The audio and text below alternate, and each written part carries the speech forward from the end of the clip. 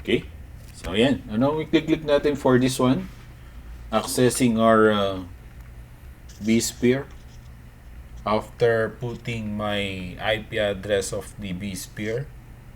So, we go with advanced, right? And then we proceed with to unsafe. No? So, locally, we are now accessing our vSphere. Then, what's the username there? Babas, we have root and the assigned password during the installation. So you should remember your account, no? So this is now the configuration settings of my vSphere.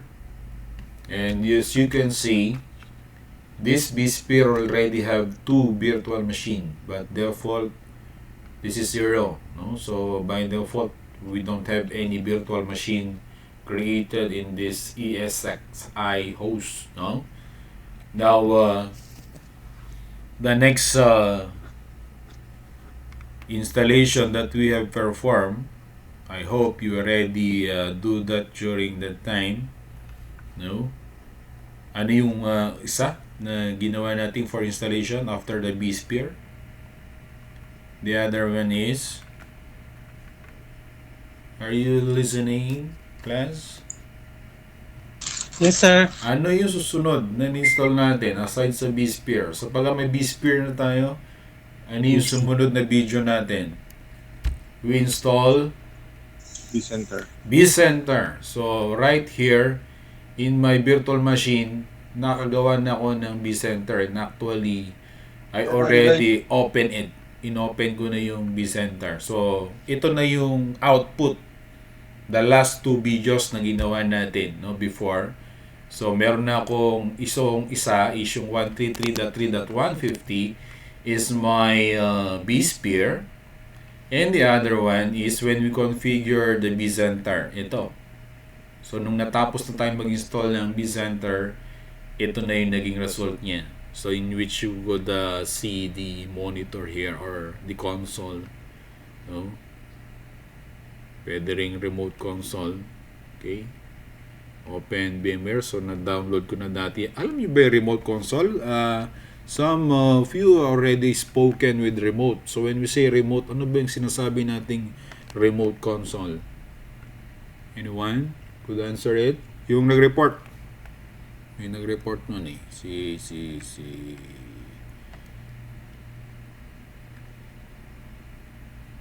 Batoon yata. Or anyone, can you say something about remote console? Kahit sa Windows, meron yan eh. When we say remote, no? You should know also basically yung mga benefits ng networking advantage even sa Microsoft pa lang, ano? So ito, when you say VMware remote console, lahat ng virtual machine ko, I can remote console it, no? So when you say remote, ano ba yung Tagalog ng remote? Wala, no?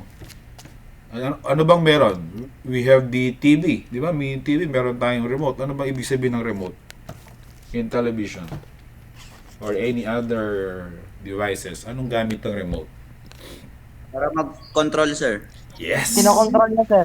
So you can control it sa kaya tinawag siyang remote, no, remotely.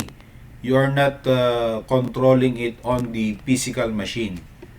So kunyari yung computer mo nasa taas. Ngayon bumaba ka ng ground floor, nasa 5th floor yung computer mo, and you know the username and password of your account, and you allow it to remote your computer, kung pwede mong i-remote yung computer mo sa taas, no? So, ganun yung sinasabi nating remote, no? So, dapat basically sa Windows, alam yung gawin din yan, ano? Kunyari, meron kayong dalawang computer na magkatabi, no? Or sinong gumagamit sa inyo ng Rakwan? Ito, nire-remote ko na yung vCenter. Ito na yung laman ng vCenter. No? Ito yung lumalabas sa physical machine niya. But we will configure also the vCenter, no? You know, vCenter server appliance. I take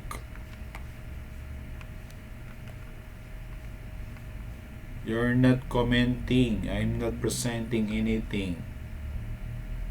Am I right? Yes, sir. Yes, sir. Nobody say until I realize that I'm not sharing any screen. Oh my gosh. You make me shameful. Oh, nakita nyo na po. No? Nakikita na? Yes, sir. Yes, sir. Itong 133, that 150 is the P-Sphere, ESXi. Okay po, ito na. Yan, kinakong ko na ng mouse ko. Siguro naman okay na tayo niyan, ano? And then, ito, yung VMware Center na in-install natin. Di ba, remember, dalawa yung video na binigay ko sa inyo ng installation. So, yan na yung output. Okay po, balik tayo, no? Nakuha na po, ha? So, naka-power play siya. Naka-green, di ba? So, ibig sabihin, naka-on na yung ESXi ko, and inside that one, naka-on na rin yung vCenter. So, meron pa akong Windows 10 under my 133.3.3.150 na ESXi. Okay, so currently, ilan na ang nagwa-work na virtual machine ko? Ilan?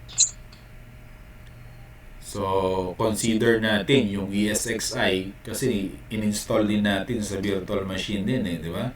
I install it in but actually that is physical server, hindi po virtual machine yan.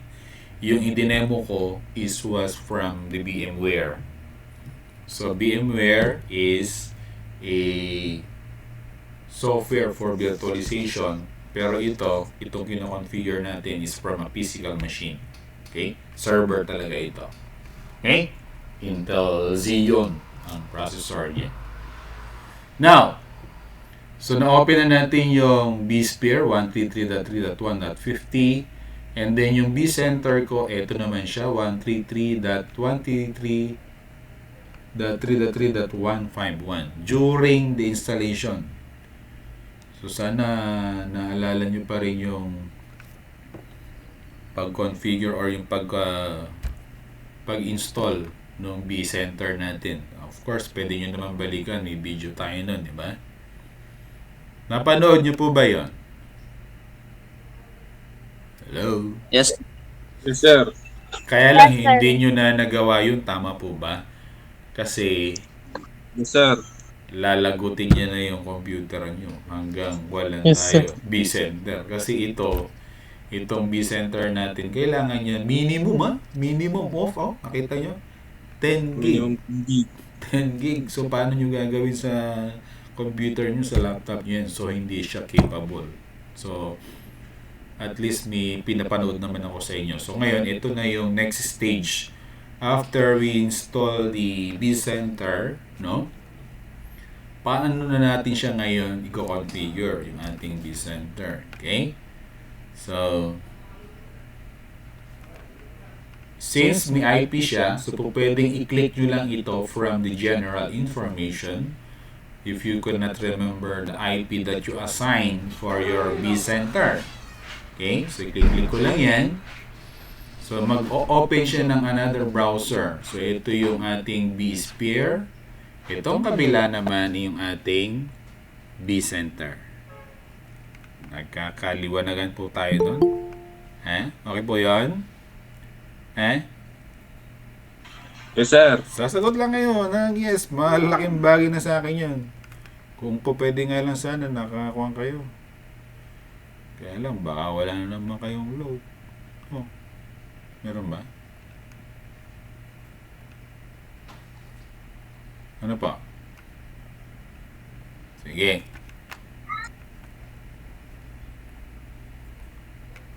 Ano ba yan? Okay.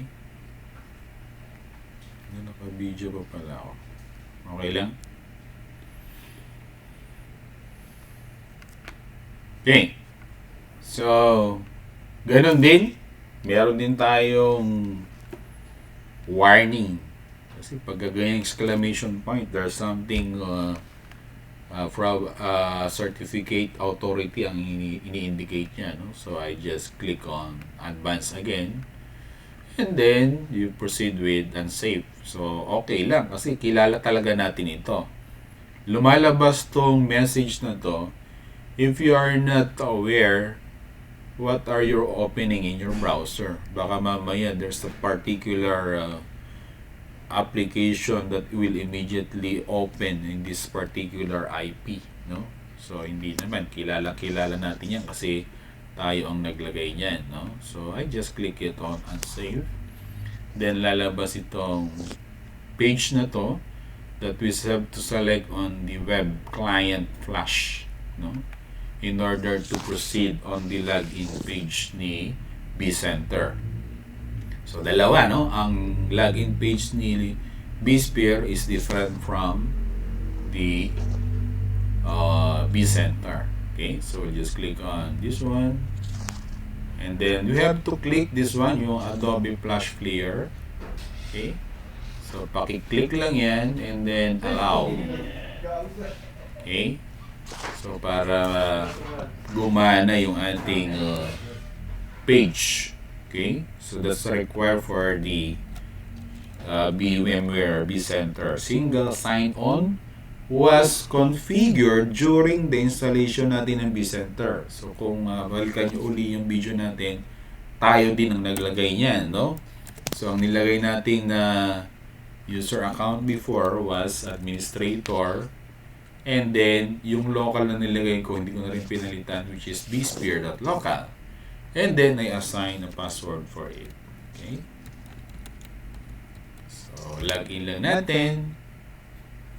And then, it will display the web client ng vCenter natin. So, yun, medyo humahagod na. Okay? Hindi ko pa binubuksan yung Windows 10.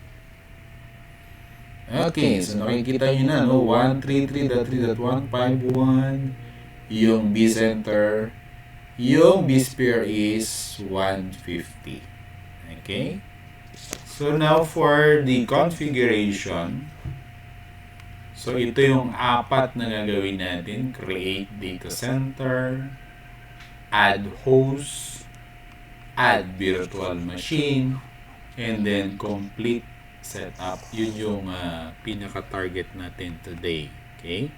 So, but before that, there's a warning message here. There are vCenter system with expired or expiring licenses in your inventory. So, we have to click on this one, no? Because kailangan license din yung vCenter natin. That's the mere thing with the virtualization natin. Kailangan may mga license application tayo. Katulad yung mga nireport nyo ng mga vMotion, vSun, no, vSwitches. So those things would only work if we have the license for a particular application, no? So kailangan talaga nating bumili o magbayad or maghanap ng crack. Okay, ng provided na merong key. Katulad nitong ating vCenter. So, we go with the summary ba tayo in order to view the license. Sorry. So, we just go with action. Saan ba tayo?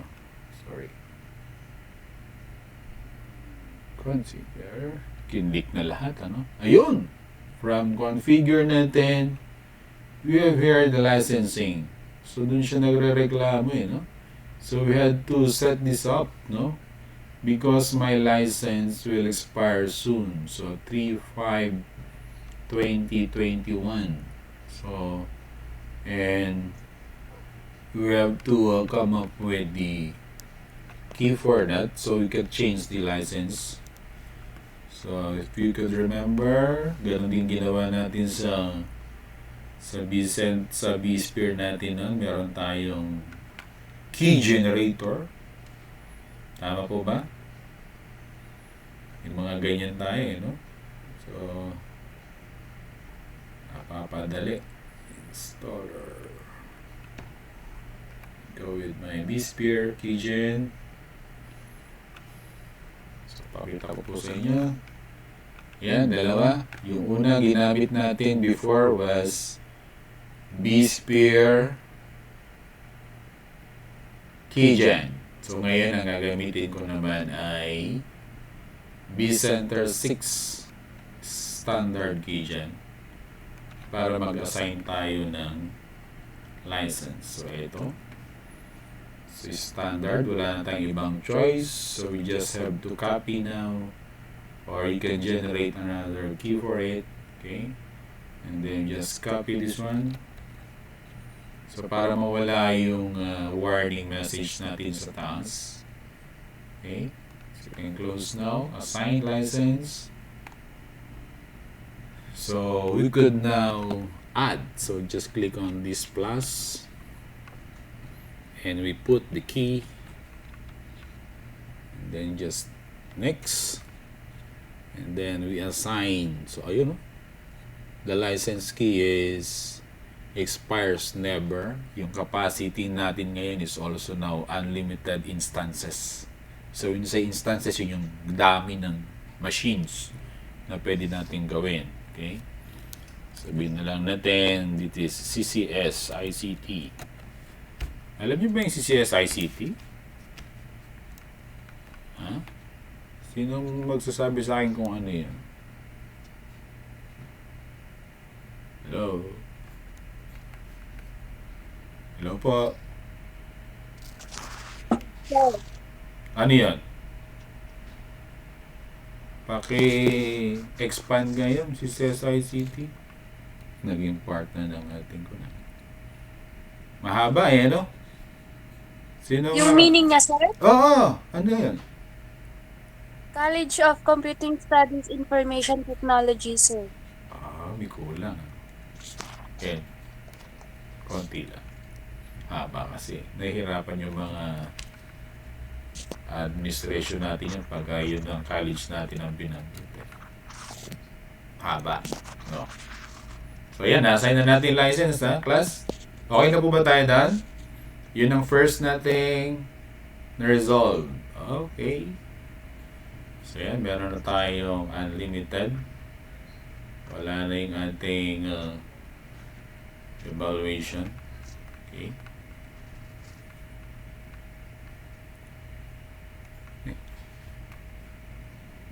Alisin na natin ito. Alisin ito.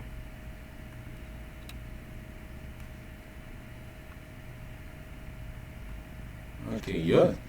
Yun pala i-active lang natin. Okay. So yan. Expiration natin is never na. Then we can now start working on the creating of the data center. So you just scroll down lower. So ayun, meron tayong click, no? Create a new data center. Then we just name it anong ipapangalan natin. So yung ating 151, remember, is our VCenter. I just put here my. Lagyan na lang natin ng konting pagkakaiba. My data center. Okay. So we are now through with the first task, data center. You can now add hosts, or before that you can have to create first a cluster, no? So creating cluster is from your vSphere. Okay, so see, I can have now CCS network. Okay, so yan. Then from here you can now have all tayo. Oops. So you can now add hosts. Anong host natin? Which is usually 150 yung host natin. Diba? So ilalagay natin siya dun sa pinrovide nating cluster. So sino na rin may report din ng cluster? Okay. So from our cluster now, I will now put one of my ESXi, which is 150. Okay. Then just click on next. Then the password and user was during the configuration or installation that we have done. Importante, ano? Lagi ang username and password. So just click on yes for the security certification. Okay. So ayan na. Pumasok na yung ating vSphere. So you would notice meron siyang, sabi ko sa inyo kanina, may dalawa ito, di ba? May dalawang virtual machine yung ating 150, di ba? So yun, no? Virtual machine ko, dalawa. Which is isang VCenter saka Windows 10. So from my VCenter, yun din ang lalabas mo. Kikita niya yung nakalagay dun sa ating 133.3.150 na virtual machine. So if you have 20 virtual machines or 10 virtual machine, makikita natin lahat doon. Okay? So that's the content of the VCenter or host that we have on. Next. So assign license, we click on the non-expiring or unlimited license. Just click next. Okay. Yes. Just click on yes, of course. Pag ano, babalik na naman tayo. So, yung lockdown natin, you could disable or normal or strict. So, but for the meantime, we just beware of putting security first. Baka mamaya hindi na natin kagad ma-open, no? Later on na natin po pwedeng i-modify yung mga ibang security level niyan. So, next, then ready to complete. You just click on finish. So we are through, no? So we are now connecting here. Try natin, di pa siya tapos, no? As you could see, 80% na yung ating CCS network and adding the vSphere in your vCenter. So actually, we could have several vSphere in your one vCenter. So, kung ilan ngayon yung mga virtual machine on every vCenter, vSphere mo, I should say, makokontrol mo only in one. Kaya nga tinatawag siya, meron siyang sinasawag na single sign-on. Okay? So, rather than ayun, nakita nyo na po, lumabas yung laman ni 150. So, kung meron pa sana tayong iba po na vSphere, no? So, kung pwede natin uling i-add dito. Okay? So, let's try this one. So, ayan, no? So, sa 133.3.150 ko, meron akong dalawang virtual machine. Okay? So, that would be for the settings, no? Initial also, create a new virtual. So, actually, from vCenter po, pwede ka na dito kagad gumawa ng virtual machine. So, you don't have to go anymore in your vSphere in order to create, no? So, kung marami kang vSphere dito, you could centrally remote, no? Everything you can remote and you can configure all your vSphere. So, yun yung pinaka-image po natin, no? So, nakikita nyo po, ito yung pinaka-drawing natin, ano? So, yung vSphere client natin, nakasaksak sa vCenter, may cluster siya, and this is one of the hosts. Okay? So, nakuha po ba yung one? Yung pinaka-idea. So, I cannot create anymore or ewan ko lang kung pwede ko pang i-load tong Windows 10 ko para dalawa yung pwede nating i-remote. Do you have any questions so far? No? Please lang, patanong. Try ko na lang din i-open tong Windows 10 kung hindi siya mag-over clock yung aking HP Pro. Patanong, please lang. You could ask question or query. Yan, inon ko na rin yung isang ating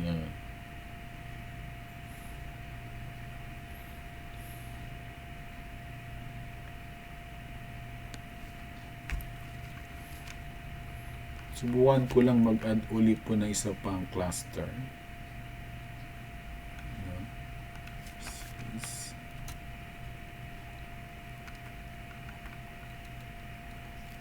For my laptop. Meron pa akong vSphere din sa laptop ko. So, dalawang computer na itong pinaglalagyan ko. Add host ako ulit. And the IP was 192.168.1.138. Tingnan ko lang kung makikita siya.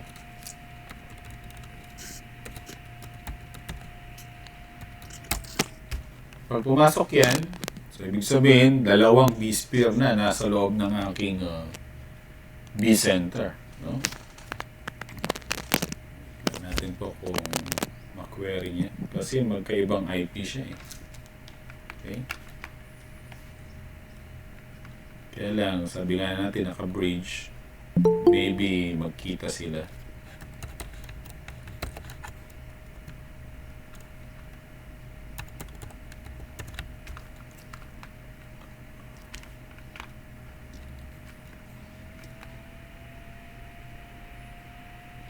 Kaya lang si VCenter kasi 133.3.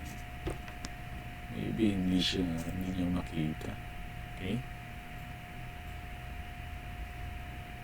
Yun ang problema natin. Okay? Pero actually, ganun po yung nature, no? Ng ating pag-add ng several vSphere. So, isipin nyo na lang, vSphere pa lang kinonect nyo sa laptop nyo, medyo hirap na eh, no? Paano kung dalawang vSphere pa, sa loob ng vSphere, meron ba siyang Windows 10, tapos meron ba siya uling VCenter?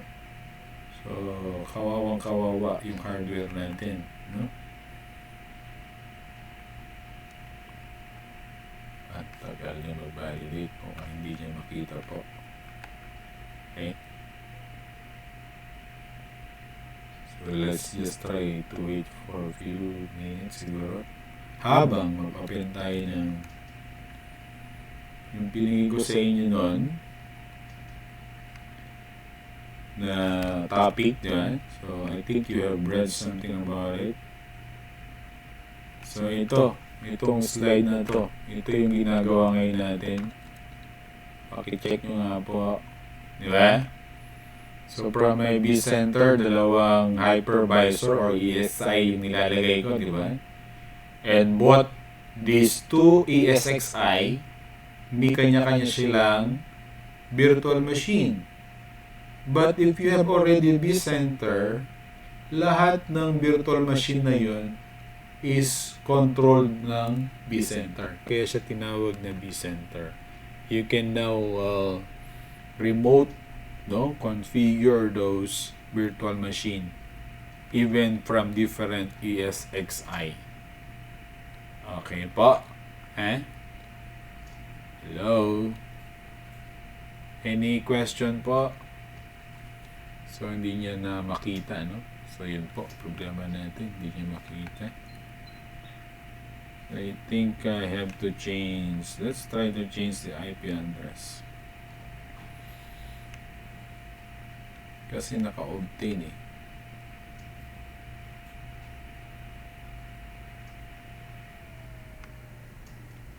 Gawa ako.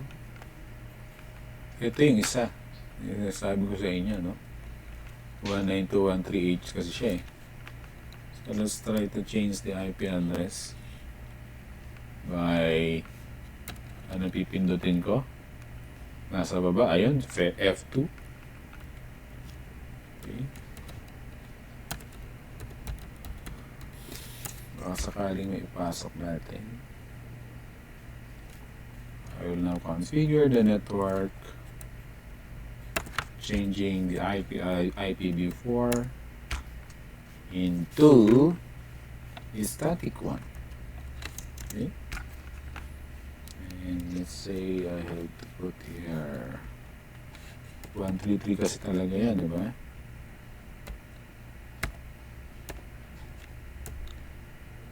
So I will put 133.3.3. Tignan natin. 230. Bukan natin kung wala pang nakagamit ng 230.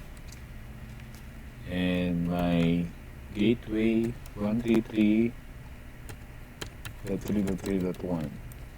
Okay. So, all set. Yun na ba yun? Okay, let's try. So, escape ako for exit. And restart management network. Yes. Para mag-update yung ating settings. Ayun. 133.3.230 na siya. Okay. Log out na natin. And let's now try again to connect here. Kung meron na si 133.3.230. Yun. Mukhang pumasok na rin. Huh? So, ito si 230. Ito si 151. Ito si 150. So, let's try now to add also 230 here. Para dalawa na sila. Galing sa laptop ko, yung isa galing dun yung sa... Oops! Cancel natin na lang.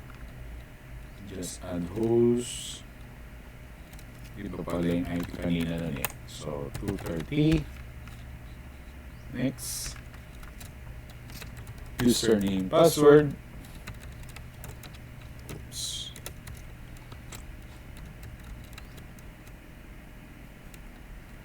Password. Yes! Okay. So, yun. Meron siyang isang virtual machine lang.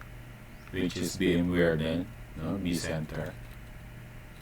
Okay. So, assign ulit natin yung license na ito. Hindi ba ito? Okay. So, yan na lang. Ito. 3 CPUs. Okay. So, disable din yan. Finish. So, if you could notice, dalawang VCenter na. Yun ay connect natin. No? Ayos. No? So, doon sa network cluster natin, meron na rin siya siyempre virtual machine. No? Hindi na natin kailangang mag-add ng host. Actually, meron na siyang dalawang host dito from CCS network and one from 230. Hindi pa siya nagko-connect. We'll wait. No? Ayan, nagko-connect pa lang tayo. 90. Completed. Ayun, lumabas na si 230. Okay pa. So, ito galing kay 230. Itong dalawa galing kay 150. Okay? So, ito naka-on na yung ating Windows 10. Naka-on din itong VCenter. Okay? So, I can right-click and then just go with remote. Pwede. Remote kagad natin. Or console. So, you can now immediately configure it. No? Right-click lang natin dito. VMware Remote Console. Okay, continue. Yan. Check natin.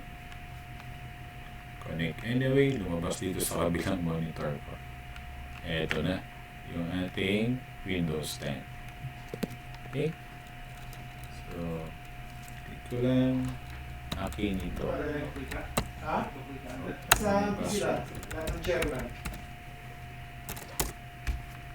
So, yan.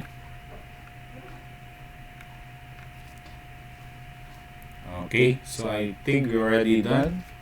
Naantay na lang natin yung confirmation ni 15% kay 151. Okay? So, dalawang cluster yung nasa ating data center, no? And from all in all, may hawak tayong 3 virtual machines. So, you could add actually several virtual machine, no? So, depende kung ilan yung virtual machine doon sa loob ni VCenter. So, ang source nito, actually, no? Ito from HP Gen 9 na server ng IT natin. And then, itong isang VCenter ko, galing yan sa laptop ko. So, dalawa ang pinanggalingan ng ating vSphere, no? And both these two vSphere is being incorporated in a vCenter. Okay? Okay po ba tayo, class? Naintindihan ba kahit yung principle natin?